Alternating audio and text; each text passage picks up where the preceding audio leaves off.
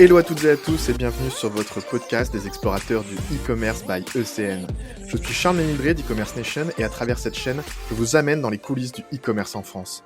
Vous découvrirez des retours d'expérience exclusifs avec les meilleurs conseils de e-commerçants, solutions ou autres acteurs de l'écosystème, mais aussi des histoires inspirantes et des personnalités hautes en couleur. Alors installez-vous confortablement pour ce nouveau podcast des explorateurs du e-commerce.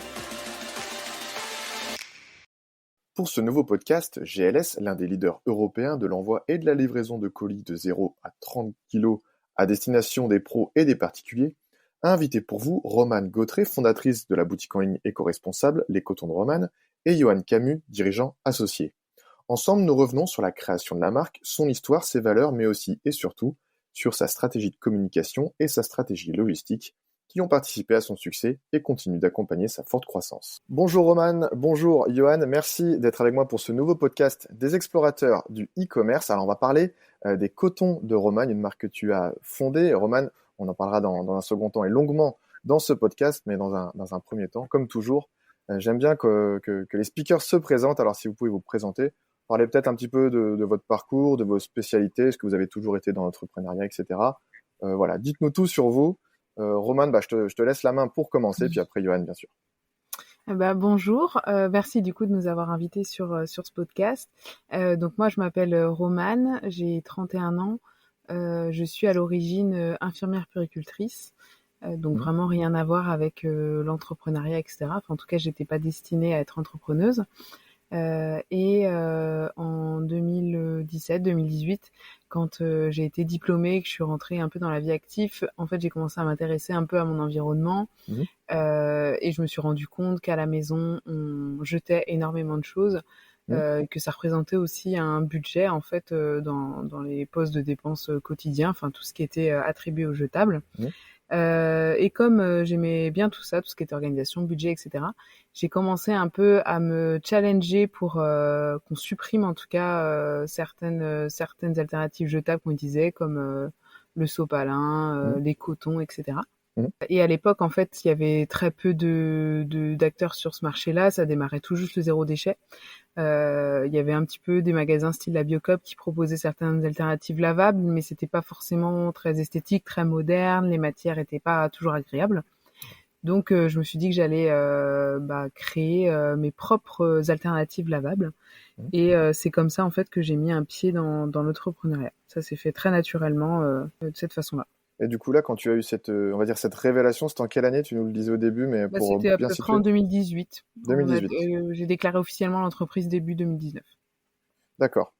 On reviendra justement sur un petit peu l'histoire des Cotons de Romane. Là, on comprend bien qu'au départ, c'était vraiment quelque chose pour ton quotidien, et puis après, voilà, c'est devenu une entreprise.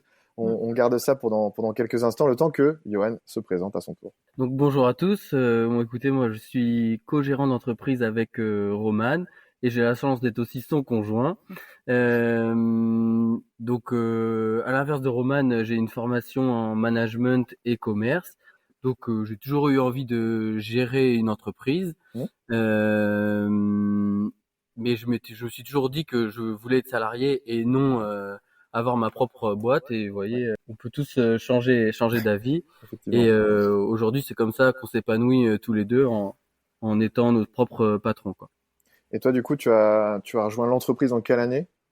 J'ai rejoint l'entreprise à temps plein en 2021. 2021 à temps plein. Ok. Du coup, les Cotons de Romane, est-ce que, Romane, t'es sans doute évidemment la mieux placée pour en parler. C'est quoi l'histoire, le point de départ? Tu nous le disais tout de suite, hein, c'est vraiment pour changer un petit peu votre quotidien. Moi, je me suis un petit peu renseigné sur votre site et c'est pas compliqué. J'étais dans le footer et on voit infirmière de profession. Tu nous le disais tout de suite. J'ai découvert la couture grâce à mon compagnon qui m'a offert la vieille Singer de sa grand-mère. Voilà, est-ce que tu peux nous parler de ça un petit peu plus en détail que ce que tu nous disais tout à l'heure? Et voilà, en gros, ça s'est fait vraiment par une observation de mon quotidien et de notre façon de consommer. On commençait à être un petit peu informés sur les réseaux sociaux, etc. Enfin, on commençait quand même à être sensibilisés sur tout ce qui était écologie, tout ça. Et il s'est trouvé que Johan avait récupéré une vieille machine à coudre de sa grand-mère qui était décédée. Et du coup, moi, je me suis dit, pourquoi j'essaierais pas de faire moi-même? Donc, je suis allée dans les magasins de tissus, tout ça. Enfin voilà, j'ai commencé à créer mes propres alternatives. Nous, on a été très vite convaincus à la maison. Mmh. Enfin voilà, on trouvait que c'était efficace, que ça faisait diminuer le budget. Enfin voilà, on trouvait ça intéressant sur plein de points. Et très vite, en fait, j'ai des copines qui m'ont commandé des trucs. Elles étaient en études, donc forcément par le bouche à oreille, en fait, j'avais les copines de mes copines, voilà, qui me passaient des commandes. Enfin voilà, très vite, le petit commerce, on va dire, s'est mis en place par le bouche à oreille. Et ça a démarré plus sérieusement quand j'ai ouvert mes pages sur les réseaux sociaux. D'accord. Et donc ça en 2019, au moment où tu as créé l'entreprise, du coup. Ouais, c'est ça. J'ai décidé de la déclarer en 2019 parce que je commençais à avoir vraiment des commandes régulières, que ça devenait un commerce. Et déjà, tu étais à temps plein à ce moment-là ou tu avais un autre job à côté? Comment tu t'organisais? Non, ouais, j'ai toujours travaillé à temps plein, en gros, en tant qu'infirmière puéricultrice, jusqu'en 2021. En fait, c'est Johan qui est arrivé en premier à 100% dans l'entreprise. Et moi, j'ai démissionné dans la foulée, en fait. J'ai cumulé pendant 3 ans les 2 jobs, à peu près. Ok, très bien. Et du coup, moi, j'ai une prochaine question. C'est vraiment le côté durable, éco-responsable. Donc, on comprend bien que c'était ça un peu la genèse aussi de ton projet, Roman, et puis après de toi, Johan, évidemment. Même si, comme vous êtes un couple aussi, pas forcément les deux sont liés.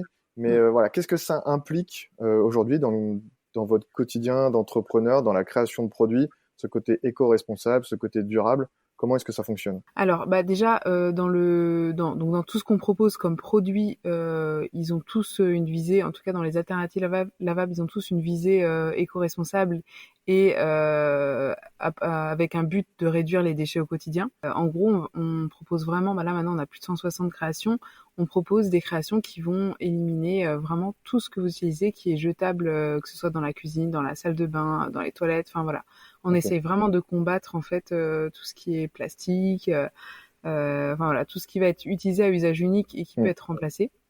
Et de la même façon, on a commencé à élargir notre gamme. En 2020, j'ai intégré des marques de revente qui proposaient tout ce qui était savon vaisselle, des savons solides pour le corps, le shampoing, etc. Enfin, tout ce qu'on pouvait pas créer nous-mêmes, en tout cas qui relevait pas d'alternatives en tissu. Mais toujours dans un esprit éco-responsable, des marques avec des compos éthiques.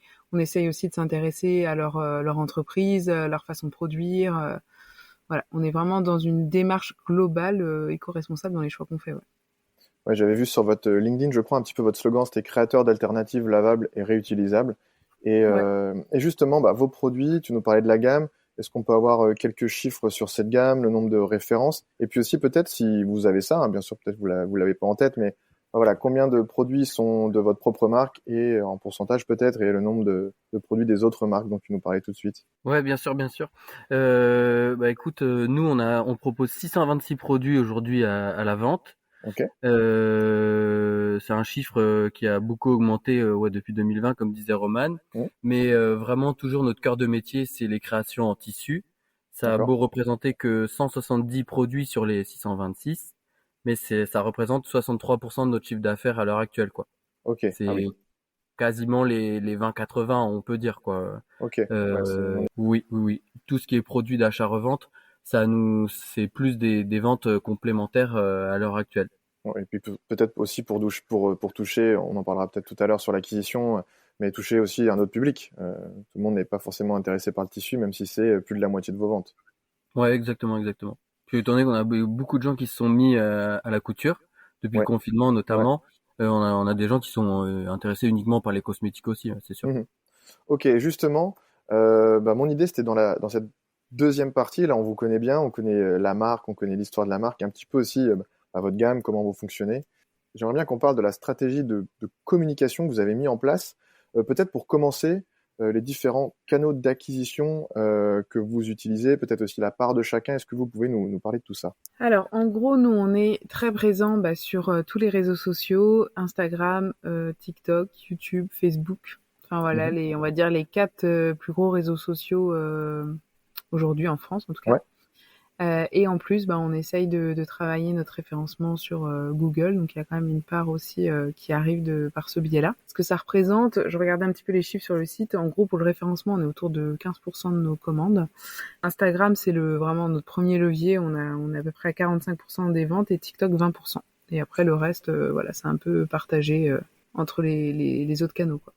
Ah ouais, donc les réseaux sociaux, c'est quand même juste Insta et TikTok déjà, c'est déjà énorme. C'est plus de la moitié de toutes vos commandes. Et justement, stratégie réseaux sociaux, c'était ma prochaine question, mais elle est forcément à développer est très forte, puisque, comme je disais, c'est plus de la moitié de vos commandes. C'est quoi un petit peu votre stratégie sur les réseaux sociaux? On a pas mal d'entrepreneurs qui débutent, qui nous écoutent et qui cherchent à développer leur stratégie de réseaux sociaux. C'est quoi un petit peu vos conseils et est-ce que vous pouvez nous parler un petit peu de votre stratégie tout simplement? Oui, alors il faut savoir qu'on a démarré un petit peu justement sans stratégie, de façon très Ok, très spontanée, et je pense que c'est ça aussi qui a séduit, c'est que moi de mon côté j'avais aucune connaissance ni dans la communication digitale ni dans l'entrepreneuriat, donc j'ai fait un petit peu au feeling, on va dire. d'accord, Et je pense que c'est la première chose en fait qui nous a servi, c'est le fait d'être hyper authentique. En fait, authentique. j'ai jamais caché ni l'évolution d'entreprise, ni les réussites comme les difficultés. Enfin voilà, on a une communication qui est vraiment très très transparente. Mhm. Alors ce qui était du partage spontané est aujourd'hui un peu plus stratégique, évidemment, j'ai bien compris que c'était quelque chose qui nous ramenait du trafic, donc j'en parle maintenant de façon pleinement assumée. Enfin voilà, on va Mhm. jusqu'à parler de comment on fonctionne nous en tant que manager, comment en Ouais. gros on a choisi de traiter nos employés, enfin Mhm. de nos choix aussi de fournisseurs. Enfin voilà, on va vraiment jusqu'à parler de toutes nos décisions en tant qu'entreprise, parce que moi je me suis rendu compte au fil des années et au fil aussi de ma consommation personnelle que les gens avaient vraiment besoin de savoir ce qui se cachait derrière une entreprise pour Ouais. acheter. Ils avaient besoin de savoir comment était produit quelque chose, voilà, que c'était bien fait dans des bonnes conditions pour les employés, dans des aussi qui respectaient l'environnement au niveau Mhm. des choix de matériaux, etc. Donc nous, on s'est dit, on va montrer tout ce qui se passe en coulisses en fait dans l'entreprise. Et ça paye du coup, puisque vu les chiffres que tu nous donnais tout à l'heure, c'est une stratégie payante. Et oui, effectivement, dans ces produits qui sont durables, éco-responsables, c'est vrai qu'on aime bien en tant que consommateur aller voir ce qui se passe derrière, d'où cette authenticité. Donc Ouais, ouais, tout à fait. stratégie payante. Et justement, tu nous parlais d'employés. Vous avez combien d'employés aujourd'hui? Comment est-ce que ce sont des contrats? Est-ce que ce sont des stages, des alternances? C'est quoi votre équipe un petit peu? Alors nous, c'est un modèle économique un peu particulier. En gros, on est 7, bientôt 8 salariés dans l'entreprise. Donc il y a 2 co-gérants, on a une préparatrice de commandes, 2 couturières, une alternante en communication, une employée qui est un peu sur un poste polyvalent de déco, de préparation de commandes. Mhm. Et à côté de ça, on travaille avec 23 couturières qui sont D'accord. auto-entrepreneuses ou qui font partie d'associations. Donc elles sont pas salariées de l'entreprise, on travaille avec elles un peu comme des prestataires, on va dire. Mais c'est ce qui a permis aussi à l'entreprise de se développer. En fait, c'est que c'est du gagnant-gagnant. Nous, ça nous impose moins de charges salariales. Ouais. Et elles sont contentes parce qu'elles peuvent continuer à côté aussi à développer leur propre entreprise. Donc voilà. Et c'est vraiment qu'au niveau local, c'est que des couturières qui viennent du 35, enfin assez proche de Rennes ou même sur Rennes. Et elles travaillent depuis leur domicile. Voilà. C'est un peu notre organisation. Oui, parce que vous êtes en Bretagne, du coup, hein. Si je comprends bien, on l'a pas dit tout à l'heure. Et du coup, si je comprends bien, ces prestataires, etc., toutes ces couturiers, couturières, c'est pour travailler les 170 références produits que vous faites à partir du tissu, etc., hein. C'est bien ça. Ouais, c'est ça, c'est ça. Et justement, peut-être, une autre question, c'était pas prévu, mais voilà, je suis curieux. Ces prestataires, comment est-ce que vous les avez trouvés justement en local, comme ça? Comment est-ce qu'on trouve des prestataires autour de chez soi pour travailler pour notre marque? En fait, c'est très simple. À la base, on publiait des annonces sur LinkedIn. Ouais? Et un jour, je dis à Roman, mais je galère un peu à trouver du monde par ce biais un peu classique, quoi. Bah oui, oui. Étant donné que notre recrutement, il n'était pas classique. Et Roman me dit, bah écoute, je peux essayer de publier une annonce sur Instagram. Mmh. Et à l'époque, on devait avoir 50, 60 000 abonnés. Et en fait, là, on a reçu, on va dire quasiment des dizaines de candidatures, quoi. Ah ouais. Donc, en fait, aujourd'hui, Il y a nos, beaucoup de couturières en fait qui me suivent, beaucoup d'entrepreneurs, etc. Du coup, on... finalement, on a plein de candidates dans les personnes qui nous suivent, quoi. Et oui, au final, il y a peut-être des clients et des clientes qui se sont retrouvés à travailler pour vous, quoi. Oui, ah oui, c'est déjà arrivé. Mm. Ou qui postulent même pour l'entreprise, pour d'autres postes, pour la préparation de Mm. commandes. C'est un peu comme ça qu'on recrute aussi, qu'on rencontre les gens en fait. Et d'où, du coup, cette stratégie aussi de réseaux sociaux, parce que si maintenant vous faites aussi des recrutements sur les réseaux sociaux, notamment Instagram, Oui. Mm. voilà, c'est parfait. Et j'avais une autre question pour finir sur la communication, qui était non, pas prévue non plus, mais c'est plus sur l'international. Est-ce qu'aujourd'hui vous vendez uniquement en France ou peut-être en Europe, ou est-ce que vous avez des demandes un petit peu partout dans le monde? On sait que ça peut aller vite dans le e-commerce. Comment est-ce que c'est Ouais. Alors réparti tout ça? globalement, on vend principalement en France, hein. Ouais. Enfin voilà. On a quand même une petite partie de clients belges. Ok. Francophone, du coup, Voilà. j'imagine. Ça représente 4% des ventes, les Belges. Et après, 1% des ventes, on a des Suisses, des Canada. Dom-Tom, du Canada, ouais.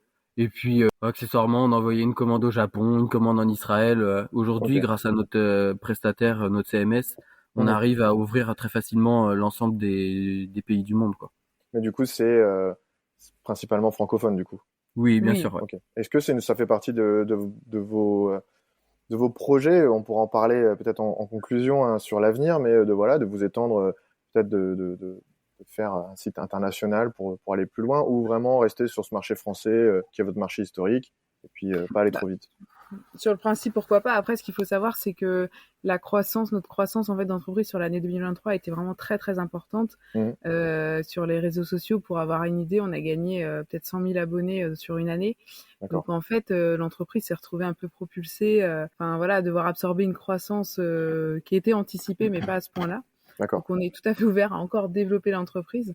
Mais par contre, là, on mettra pas pour l'instant en place de moyens de communication, etc. pour développer à l'étranger pour l'instant parce qu'on a déjà plein de Ouais. clients en France qu'il faut satisfaire, quoi.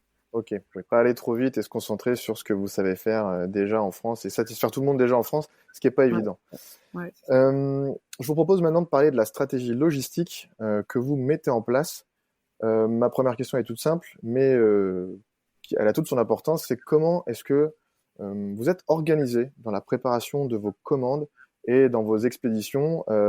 Comment ça se passe aujourd'hui et comment ça se passe au démarrage? Parce que j'aime bien aussi savoir ça. Au tout départ, bah voilà, comme tu l'expliquais, c'était pour changer un petit peu ton quotidien. Puis après, ça s'est fait de plus en plus de commandes. Comment est-ce que ça a évolué tout ça, la préparation des commandes et l'expédition? Donc nous déjà, on a toujours tout fait en interne. Ok. C'est aussi pour une simple et bonne raison qu'on reçoit des produits tous les jours, toutes les semaines Mhm. par nos couturières, donc il est difficile d'externaliser la préparation des commandes. Il se trouve aussi que les filles, elles font des vidéos sur la prépa commande tous les jours aussi, donc on a besoin d'avoir les produits en physique. Donc on fait tout en interne. C'est Romane et moi qui faisons toutes les commandes et comme elle l'a dit, là on a recruté une personne, puis on va en avoir une deuxième qui font quasiment que de la prépa commande. D'accord. Ensuite, on a toujours fonctionné sur le même principe. On propose de la livraison à domicile et en point relais. Mhm. Au niveau de la répartition, ça a toujours été à peu près la même. C'est 2 tiers de livraison à domicile, 1 tiers de livraison en point relais. Ok. Et jusqu'en octobre de l'année dernière, on gérait le dépôt dans un point de relais de toutes nos commandes. D'accord. Bon, ça se passait bien jusqu'à ce qu'on arrive, oui, à un niveau de commande très important, à plusieurs milliers de commandes, plusieurs centaines de commandes au moins dans le mois, et qu'on doive prendre 2 caddies tous les jours pour les emmener à notre point relais, où c'est devenu vraiment compliqué. Donc en octobre de l'année dernière, on a décidé de réfléchir à notre stratégie d'expédition et discuter avec les différents interlocuteurs qui livrent à domicile et en point relais pour voir ce qu'on pouvait faire et notamment planifier des collectes à notre atelier. Ok. Oui, effectivement, quand tu commences à devoir, comme tu le disais, trimballer 2 caddies pour expédier tes commandes, c'est que ton entreprise, elle évolue pas mal et qu'il y a peut-être une autre stratégie à mettre en place. Mais c'est intéressant, du coup, voilà, au départ, vous étiez vous les mains dedans, puis après vous avez pris quelqu'un, et puis bah là, voilà, vous changez aussi pour vous adapter à la demande. J'ai une question maintenant sur les stocks. C'est toi, Johan, tout à l'heure, tu me parlais d'un peu plus de 600, 620 produits, 626, je crois, si j'ai bien noté, Oui, produits. Donc voilà, une gamme quand même assez large. Comment ça se passe pour les stocks et comment est-ce que vous gérez ça? qui arrive ou qu'on reçoit une livraison de produits d'achat-revente, on la met en stock et dès qu'il y a une commande qui est passée, ça le déduit automatiquement des stocks. Ok, donc vous n'avez pas non plus des milliers de produits qui sont entreposés, etc. Si, Ouais, ouais, quand si, même, vendu quoi. ça représente 3700 références quand même. Ah ouais. Tous les produits qu'on a, parce que notre force, c'est qu'on décline tous nos produits de couture Ouais. dans des dizaines de tissus, quoi. Il y a 80 tissus dans lesquels on les décline quasiment tous. Ouais. Et du coup, tout ça, c'est stocké chez vous ou dans un entrepôt? Comment c'est Bah, fait? en fait, nous on appelle ça le showroom, parce Ok. qu'il faut que ça soit très présentable, quoi, pour faire des vidéos. Ça ressemble à un grand magasin, sauf qu'on n'a pas de public qui vient, Hmm. sauf pour les commandes en click and collect. Et c'est pas chez nous, c'est un local qu'on a. Ouais. Mais je me demandais ça parce qu'il y a encore beaucoup d'entrepreneurs qui aussi se développent bien, mais qui au départ avaient tout stocké chez eux. J'imagine que c'était votre cas aussi peut-être. Mm. Et qu'en fait, Oui. quand ça grossit, bon, tu peux pas avoir, là, tu me disais, des milliers de références chez toi, quoi. Non, non, non. Bah, il y a 1 an et demi, on était encore chez nous, mais c'est vrai que ça commençait à devenir, on commençait à être un peu à l'étroit, ouais. Mhm. Oui, puis ça fait partie aussi de l'évolution et de la professionnalisation aussi du business. Et aujourd'hui, en termes de logistique, vous travaillez avec GLS. Comment est-ce que vous avez choisi ce partenaire logistique, justement? Quand est-ce que vous vous êtes posé la question? Tu nous en parlais tout de suite. Et pourquoi vous avez choisi ce partenaire-là? Ouais, comme je te disais, en octobre, on avait aussi une grosse vente de prévue sur une application de vente privée, donc un très gros flux de commandes.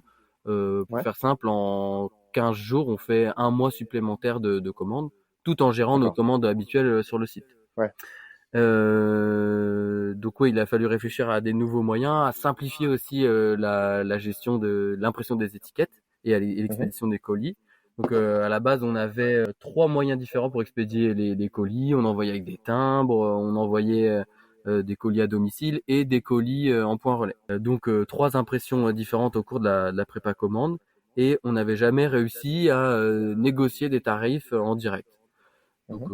On a contacté en tout trois fournisseurs, dont GLS. Et GLS, ça nous a paru être être la solution la plus simple en termes d'organisation, où on nous proposait une seule imprimante, on appuyait quasiment sur un bouton le matin, toutes nos étiquettes sortaient. On avait un très bon relationnel avec notre commercial aussi, avec l'équipe technique qui était très disponible. Et on s'y retrouvait aussi en termes de tarifs, là où on Mhm. n'arrivait pas à avoir un interlocuteur qui nous proposait des prix de gros, ou alors il fallait vraiment avoir des dizaines de milliers de commandes. Directement, GLS nous a demandé notre flux, nos perspectives d'évolution, et nous a proposé un tarif très compétitif où tout était compris dedans avec la ramasse des colis. Ok, oui, oui, cette fameuse ramasse des colis. Et ça a été vite, je veux dire, du premier point de contact jusqu'à la mise en place opérationnelle, ça a pris combien de temps à peu près? Ouais, c'est sans doute un peu propre aux entrepreneurs, mais c'est vrai qu'on était très pressés.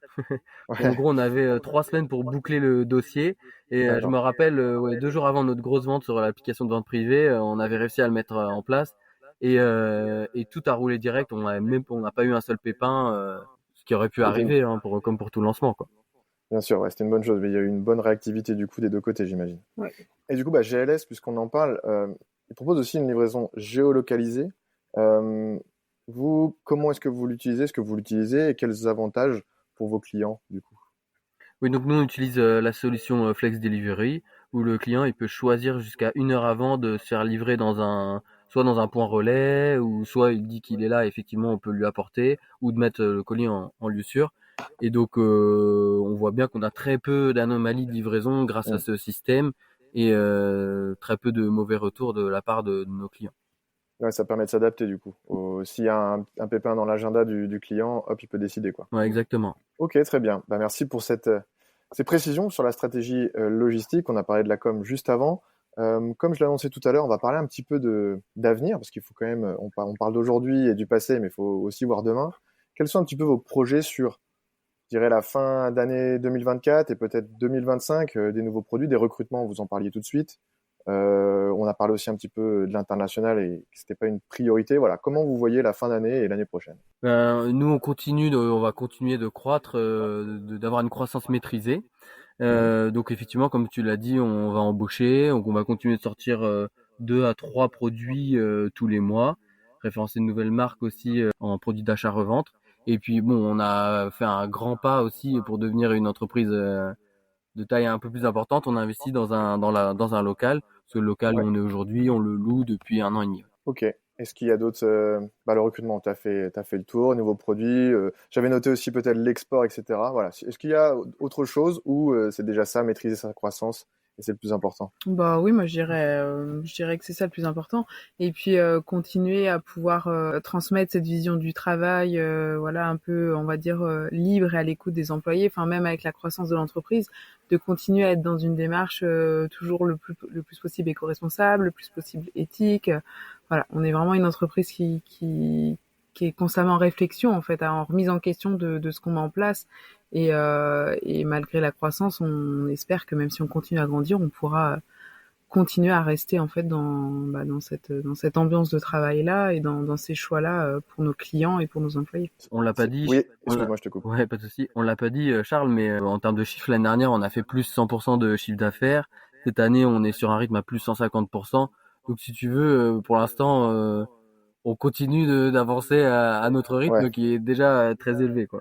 ouais, bien sûr. Ouais, ouais, carrément, des signes vraiment très positifs aussi pour vous. C'est que peut-être l'année dernière, vous dites, waouh, on fait une année record et cette année, ça s'arrête pas. Donc, c'est effectivement toujours très bien de développer son chiffre d'affaires, mais après, il faut que tout le process suive. Et si j'ai bien compris, c'est vraiment ça votre priorité. Donc voilà, faut pas aller trop vite non plus. Faut pas se brûler les ailes, quoi, au final. Oui, puis c'est vraiment garder la qualité de nos produits, etc. Enfin voilà, de garder les mêmes, vraiment la même qualité et de pouvoir peut-être s'imposer comme la marque de référence sur le marché du zéro déchet en France, quoi. D'être vraiment une référence pour que ce soit sur les réseaux sociaux, sur Google, enfin voilà, que les gens puissent vraiment nous reconnaître comme la marque la plus connue, la plus complète, on va dire, en termes d'offres dans ce secteur-là, quoi. Très bien, objectif ambitieux, mais évidemment atteignable. En tout cas, on vous le souhaite, c'est sûr.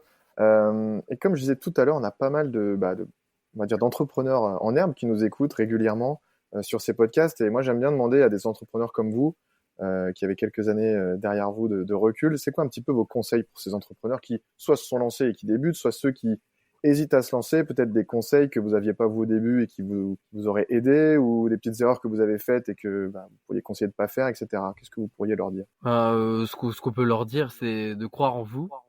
Déjà, c'est pas mal. Ouais. Non, mais souvent on a des idées comme ça et on se dit, oh, est-ce que c'est faisable? Bien sûr, ça va demander beaucoup d'investissement. Nous, les 3 premières années, on a bossé comme des malades. Là, aujourd'hui, ça paraît plus facile. On fait des vidéos où on fait du tapis, on regarde des séries en mettant des boutons de pression, mais n'empêche qu'on travaille, on a quand même beaucoup travaillé pour en arriver là.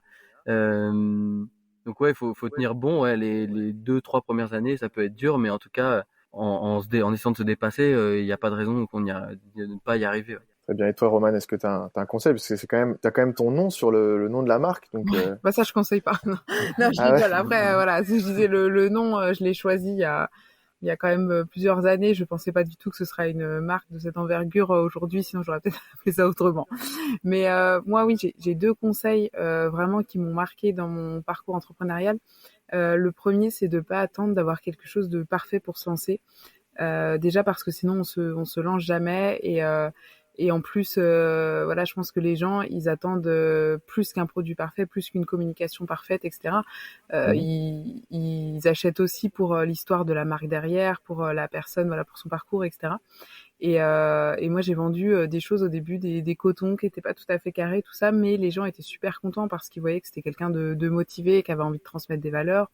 Donc vraiment de pas attendre que les choses soient parfaites pour se lancer.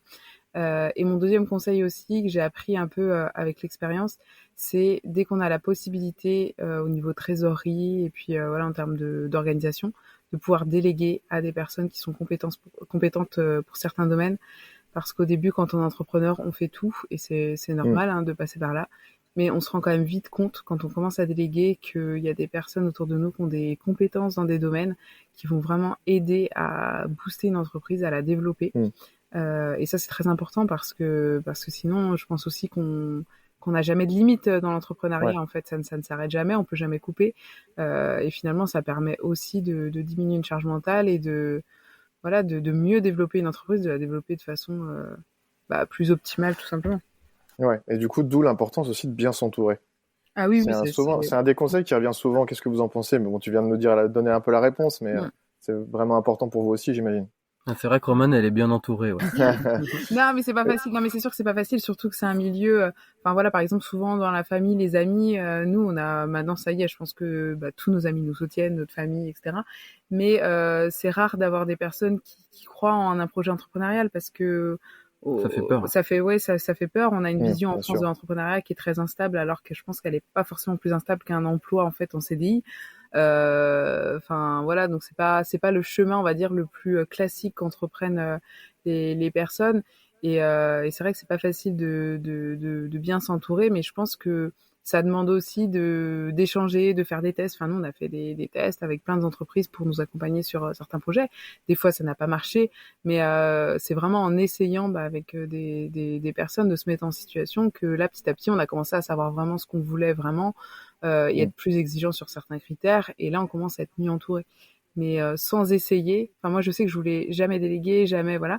Et en fait, si on n'essaye pas, je pense qu'on peut pas se rendre compte, en fait, de qui est le bon entourage et puis qui va plutôt nous ralentir, en fait. Enfin, je sais pas si ma vision était claire, mais Ouais, non, mais c'est très clair, justement. Je te laissais terminer parce que je trouvais ça vraiment intéressant.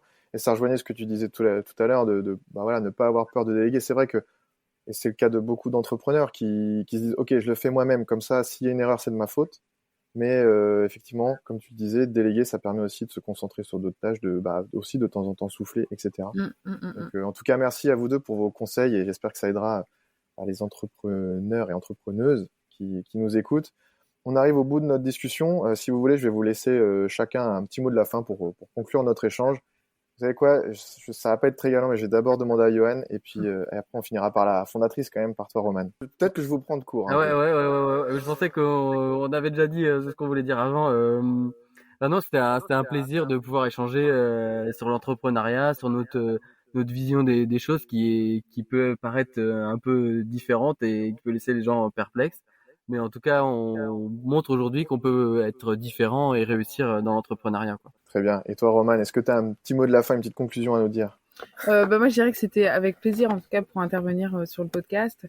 Alors, j'ai beaucoup d'entrepreneuses qui m'écrivent tous les jours. J'essaye de répondre, mais en tout cas avec plaisir pour échanger des expériences, que c'est aussi comme ça qu'on a appris plein de choses de notre côté.